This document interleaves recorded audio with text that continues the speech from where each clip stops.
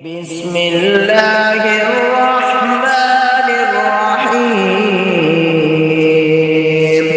فيهما عينان تجريان فبأي آلاء ربكما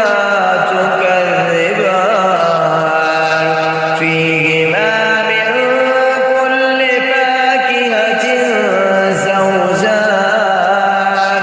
فبأي آلاء ربكما تكذبان متكئين على فرش بطائنها من استبرق وجنى الجنتين دان فبأي آلاء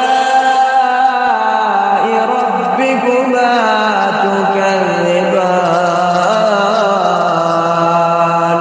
فيهن قاصرات الطرف لم يطمثهن